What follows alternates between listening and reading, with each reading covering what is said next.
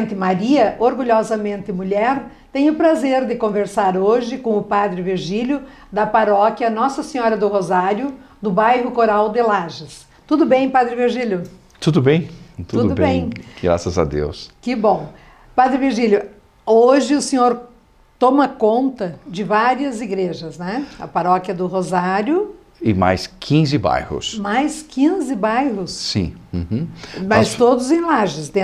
Todos na área leste de Lages e com também a extensão na área norte, porque passamos ali em frente ao parque, na região da UDESC, o Parque Conta Dinheiro, e vai até naquela estrada que vai ligando a 116 à Asa Norte. Certo. Nossa, mas então é bastante trabalho. Não, é bastante trabalho, graças a Deus. E como é que o senhor se divide, né, nesse trabalho? Porque as missas aos domingos ficam ali no coral, né? Isso. Nossa Senhora do Rosário. Nós temos uma dinâmica e o trabalho de um padre não se restringe à missa. Sim, missa com certeza. é um dos pontos nobres de todo o trabalho de um pároco, que é a minha função. Pároco é aquele que coordena, o vigário é aquele que auxilia. Então, nós temos dois vigários, o padre Radamés e o padre Abílio, e coordenamos esses trabalhos. Esse trabalho não está centrado nessas três pessoas, nesses três sacerdotes, mas um exército de colaboradores voluntários que coordenam e que compõem os conselhos das diferentes atividades e pastorais das comunidades destes bairros. Que são leigos. Que são leigos e leigas. Mulheres, homens e mulheres, né? Sim, jovens. É toda uma equipe, né? Porque daí tem a equipe da música, a equipe da liturgia. E as pastorais e os que coordenam serviços e setores específicos desses bairros. Esse é um trabalho que não é exclusivo da Paróquia do Rosário. Sim. Esse é um modo organizacional de toda a comunidade cristã católica. Todas as paróquias. Bom nós falarmos para todo mundo tomar ciência disso, Sim. né? E ali junto na Paróquia do Rosário também tem outras atividades.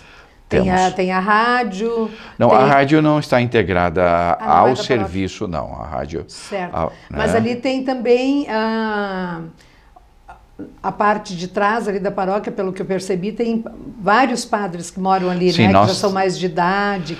Como nós pertencemos a uma congregação religiosa, os padres missionários redentoristas, os mesmos que cuidam o Santuário Nacional de Aparecida, então os padres que têm a equipe de missão itinerante residem anexo à paróquia, por isso tem essa casa de sacerdotes e também cuidamos de alguns padres de juventude acumulada, que são os padres mais Gostei idosos. De juventude acumulada, que já é o meu caso também, juventude acumulada.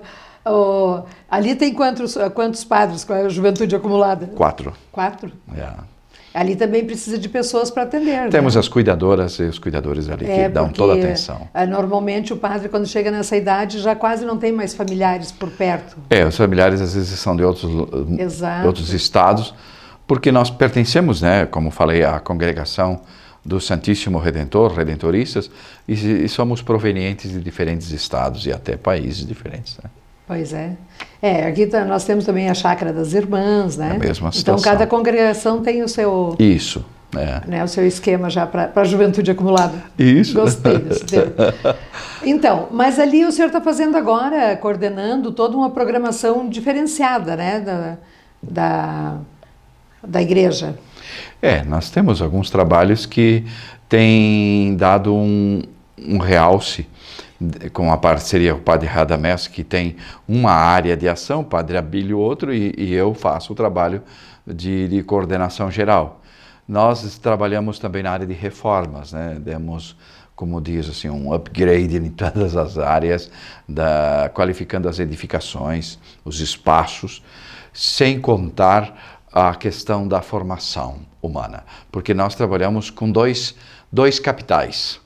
Um é o capital físico e o outro é o capital humano. O capital humano é o que nós mais acentuamos. Claro, a nossa assembleia, né? A assembleia que é a instância máxima da decisão, de todas as decisões paroquiais, deliberou o capital humano como prioridade número 1.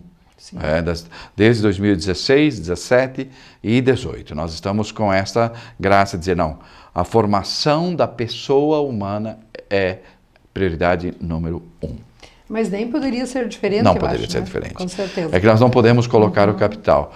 E a modalidade que é importante destacar, ela é uma instância decisória participativa. Não há o padre decide, o padre é... Não, existem assembleias e conselhos. Os conselhos caminham para organizar uma ordem de prioridades, a Assembleia estabelece essa ordem e aprova, delibera, e depois nós, com todas as comunidades e conselhos, vamos pôr em prática. Muito bem. O processo não há uma instância monocrática de decidir e planejar as coisas. Sim. E aí decidiram, então, ter uma programação bem específica. Bem específica. Com prioridades dentro desse campo, nós temos formação bíblica, teológica, pastoral, em todas as áreas, litúrgica, celebrativa, e também com uma atenção especial e nas parcerias. Que daí a gente estende, graças a Deus, estendendo as parcerias. Abre todo um leque para a comunidade, né? Nós temos, por exemplo, a parceria com trabalhos de coleta de alimentos, né? Nós fizemos essa parceria, temos instituições e pessoal do comércio também, que faz a coleta para agasalhos, roupas, agasalhos. Então isso dá um resultado brilhante de partilha, de um sentimento, nós chamamos de social feeling, sentimento social de solidariedade, que durante o inverno que passou, nós distribuímos, olha, algumas toneladas de agasalhos. Então, graças às famílias, às pessoas e às parcerias do bairro e fora do bairro. E nós chamamos aí a coordenação do trabalho da pastoral social. Também temos uma equipe que atende em casos emergenciais com alimentos, pois a coleta de alimentos, a campanha de alimentos não perecíveis tem dado sinais nobres da solidariedade. E também são distribuídos para a comunidade. São distribuídos. Então, é importante que nós não vamos aqui, como igreja, como organização de fraternidade, fazer ou suprir ou substituir as ações da obrigatoriedade normal das organizações e instituições de responsabilidade coletiva, como associações, prefeituras e órgãos de competência. Nosso trabalho é extraordinário. Quando há uma emergência, nós estamos ali com comida e vamos estar sempre ali. Vamos estar sempre ali com comida, sopão, com pão. Quando bate alguém, estamos ali para auxiliar, tanto na emergência do corpo como o acolhimento das emergências do espírito, da alma, da ternura e também do dado jurídico, se necessário.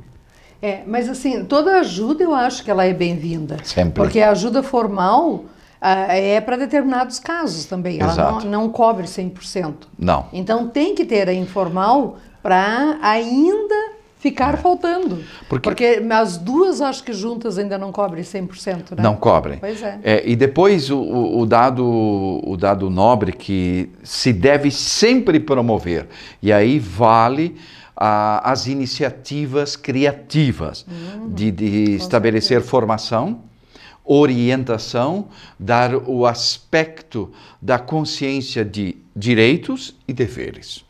Nós precisamos disso. Para que nós não vamos caminhar uma sociedade que alimenta cobrança de direito. É um direito, eu tenho direito. Sim, toda expressão de direito está agregada ao capital do dever. Sim. Isso é importante. Porque senão, olha, eu tenho o direito disso, então preciso ajudar as pessoas, a todas as pessoas, de modo especial, as lideranças e suas responsabilidades para o dever. Não só para o direito. O direito está sempre a anelado nesse sentido, quer dizer, uma aliança de dever. Direito e dever estão agregados simultaneamente. Não deve haver um desequilíbrio, dizer, olha, eu tenho direito e cadê o dever? Ou tenho dever e cadê o teu direito? Então, esses são os problemas, desequilíbrios dessa gangorra que muita gente patrocina, mais para um lado ou para o outro. Pêndulo social. Né? Exatamente. Pois é, padre, e daí qual o tema que foi escolhido? O que foi determinado? Então? É formação humana. Sim. E nesta formação humana nós destacamos alguns esses piques que são a questão da violência, né? Como a igreja no Brasil inteiro e na América Latina, ela sempre destaca ano após ano uma temática de emergência, uma temática conflitante, e este ano nós temos o grande desafio que é a violência contra a mulher. Como vamos superar isso? Ano passado trabalhamos a Casa Comum e ano anterior todo o problema dos ecossistemas e seus biomas. Então vejam que são problemas emergentes de uma sociedade que precisa se tornar consciente para viver melhor ao meio ambiente. Até rimou, né? Mas essa consciência é difícil. Essa consciência. Porque ninguém se dá conta, né, do que gasta, do que tem, do que faz. Veja como os 3 temas que estamos destacando nos últimos anos, né, que é a relação da pessoa, da criatura, homem e mulher, com os ecossistemas, com o meio ambiente. A relação com a água, com a terra, com o ar, com o som e seus ruídos. Tem muito ruído, nós temos muitos ruídos. Então, como isso foi em 2016, 2017 nós trabalhamos toda a questão da casa comum. Nós temos um ambiente comum, que é o planeta, e como nos relacionamos com essa nobre teia complexa da vida. Então, veja quantos adjetivos podemos aplicar aqui. E em 2018, nós estamos desenvolvendo, e isso nunca deve parar, que é a superação de todas as formas degradantes da vida, o que fragiliza a vida, o que fragmenta a complexidade, a liberdade, a alegria, o bem-estar, o que desconforta a vida. E a violência é o maior desconforto da vida, na sua integridade, na sua plenitude. E nós focamos a violência contra o que desfaz o gênero da criação. A violência contra a mulher, porque está desequilibrado. Lembra que nós não podemos ter cobrança de direitos sem agregar o dever. A cobrança da igualdade relacional e recíproca responsabilidade também precisa entrar aqui. E a violência contra a mulher é um desequilíbrio da vida. E que atinge toda a família também. Atinge toda a família, porque a célula que compõe esse núcleo relacional homem e mulher, que é uma célula, porque nós não somos seres que nos bastamos por nós mesmos. Nenhum homem, nenhuma mulher se basta por si. Ela precisa, nós precisamos nos relacionar. E o relacionamento, ela é a gama da alegria e do conforto da vida. Quantas almas desconfortadas, quantos corpos e quantos outros espaços estão desconfortados, e nós precisamos estabelecer. E nós aqui estamos dando foco da violência, que desconforta a vida, que limita, que afasta e que também mata. Exatamente. Nós fizemos um folder, né? Antes de você estabelecer, quem sabe esse folder nós podemos depois agregar, né? Isso. Esse já é das Soroptimistas, que aqui a paróquia do Rosário, né? Já escrito aqui, já é nosso companheiro já nessa luta. Então, todo dia 25 é dia laranja. Isso. E para nós, isso está diretamente linkado às propostas de caminhada da comunidade cristã católica e todas as outras demais igrejas que podem estabelecer esta relação de responsabilidade. Nós nos inspiramos à campanha da Fraternidade 2018, que trabalha a superação da violência contra a mulher e contra todas as decorrências e formas de violências que denigrem a vida na sua relação. E dentro ali já do próprio folder que o senhor está mostrando, já tem a programação que nós estabelecemos em conjunto. Exatamente. Clube das Soroptimistas com a Paróquia do Rosário. Então, cada 25 do mês, não importa o dia da semana que cai, 7h30 da noite, em algum espaço, ou no salão paroquial da Igreja do Rosário, ou em algum outro espaço, estamos nos encontrando com uma coordenação, sempre com alguém especialista nas áreas que compete à superação dessa violência, debatendo o que fazer e vendo uma constante busca de estratégias para superar esse desafio. E foram bastante interessantes, né, a escolha dos temas, dos próprios palestrantes, por exemplo, do tráfico de pessoas. Muita gente já acha que isso que só dá lá na Turquia, não sei aonde, mas não, né? Acontece aqui. Nós estamos vivenciando também isso. Existem casos pontuais, mas existe um tecido que está muito aos nossos pés. Está aos nossos pés o problema do tráfico humano. Então nós precisamos estar muito atentos. E a violência contra a mulher, contra as meninas, e também a violência contra a vida, contra o ser humano, ela destrói o princípio da vida, que é a busca da liberdade e da felicidade. Por isso queremos combater isso, e com a ajuda do pai e da mãe, de todo profissional que atua na formação da vida, na edificação da vida e sua complexidade, deve ser parceiro. Deve ser parceiro, parceira, porque isto é importante. Com certeza. E nós vimos essa semana, por exemplo, 3 feminicídios em Santa Catarina. Isso. Quer dizer, é uma realidade que está muito próxima e esses números parece que não diminuem. Não diminuem porque nós estamos diante de uma sociedade estressada. A sociedade, como tal, ela está se tornando complexa, e o grau de capacitação, de informação, não acompanha o grau técnico, científico e todos os seus desenvolvimentos não acompanham.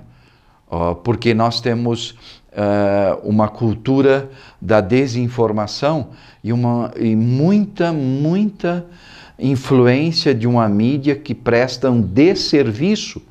Ela está mascarando a realidade e ideologiza muito o que é o real e mascara, né? Por isso. Então, a mídia que é desserviço, ela acaba atrapalhando e gerando uma outra forma de violência. Ou ela se torna pilares da violência. Por exemplo, se eu pegar uma produção de filmes que incitam a violência, que ensinam a violência, está na contramão do nosso trabalho. Por exemplo, eu pego as mídias sociais, por exemplo, que estimulam violência. E isso a gente vê. Produções, cenários, isso tem consequências gravíssimas, porque o nosso aparato interno, ele acolhe tudo isso, e se eu não consigo fazer esse decantamento intelectual, seja ele de sentimentos, seja ele religioso, se eu não consigo decantar isso a um nível de reflexão e de relacionamento responsável, eu vou me tornar violento por causa do estresse. Aqui está a base do estresse social. O estresse não é um desconforto momentâneo exclusivo de uma pessoa ou de outra, mas há um estresse social coletivo que está afetando muitas camadas sociais. Quase que todas as camadas. E aqui toca camadas que estão se tornando bastante complicadas, que levam ao suicídio. Padre Virgílio, então, como é que fica a programação de toda essa questão?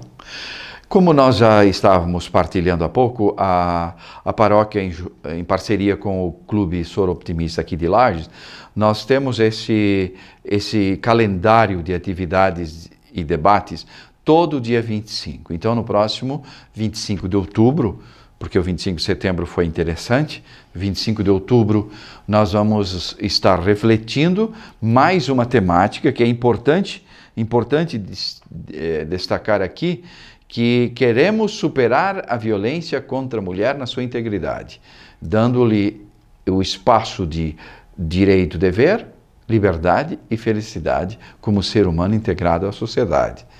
Por isso que os dias ainda para 2018, os dias 25 de outubro e 25 de novembro, serão duas datas importantíssimas para potencializar a discussão e fazendo novas parcerias, por que não?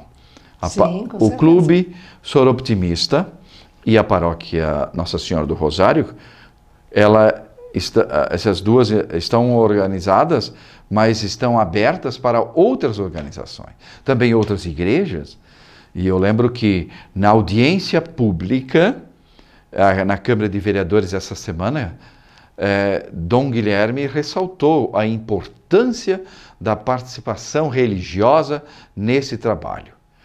E eu destaco aqui, ele disse que uma religião que não se preocupa com a vida na sua integridade não pode ser de Deus. E nós precisamos ver isso com muito carinho.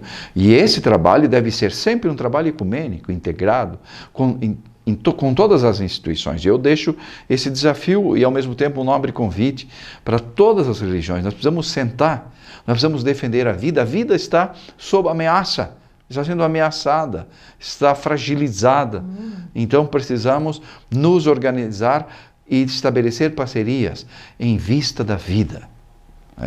E aqui o dado ecumênico, quando nós falamos a questão ecumênica, é importante destacar isso. Ecumenismo não é fazer um encontro físico de pessoas, mas ecumenismo é estabelecer uma relação dos pontos que nos unem, os pontos que integram e que somam a vida. São comuns, né? Então, quando nós vamos discutir religião, muitos dizem, e esse é um problema mascarado da conversa informal, dizer, religião não se discute. Religião se discute, mas se discute os problemas que unem. Esse é o ponto. E isso é ecumenismo. E com respeito, né? Isso. As posições. Com respeito, com carinho, com zelo, com acolhimento, e se discute, se partilha e compartilha os pontos que unem. Vamos falar dos pontos que unem? Nós temos que falar deles. Se nós ficarmos com aqueles pontos que nos dividem, nós não vamos avançar. Os pontos que dividem são infinitamente pequeninhos em relação aos pontos que unem. Os pontos que unem as religiões cristãs e não cristãs são enormes, são infinitos. Por isso que acho que eu acho que o ser humano perde tempo ficar discutindo, ficar se defendendo. Não, procure somar, procure integrar. Olha, já passou, Mahatma Gandhi dizia essas questões. E ele não era cristão, ele era hindu. Ele dizia, nós precisamos batalhar pelos referenciais comuns. Mahatma Gandhi. E foi o pai da non-violence, da não violência, né? Quando ele escreveu muito sobre isso. Então eu me inspiro muito no estilo de Mahatma Gandhi, o estilo humano de viver e de viver tocando na divindade de Mahatma Gandhi. É interessante. Como nós cristãos católicos vamos viver a nossa humanidade inspirado em Jesus Cristo, tocando na divindade. Isso que é nobre. É essa a questão. Então, nós queremos trabalhar ecumenicamente, falando, discutindo, partilhando, rezando, louvando ou orando, conforme você se sentir mais confortado na fala, nos pontos que unem. Porque eles é que salvam, eles é que reabilitam a nobreza da integridade da vida. E eu quero agradecer demais a sua presença. Nós vamos fazer um segundo programa com o Padre Virgílio, porque nós temos um outro assunto que vocês têm me pedido muito, que é a questão do suicídio, que eu já vou aproveitar a vida do Padre Virgílio para ele falar. Então, Padre, por essa primeira vez agora, muito obrigada e voltamos na semana seguinte com a continuação da nossa conversa. Obrigada para o senhor e para você que esteve conosco, um grande abraço e até a próxima semana. Estamos encerrando Simplesmente Maria, Orgulhosamente Mulher.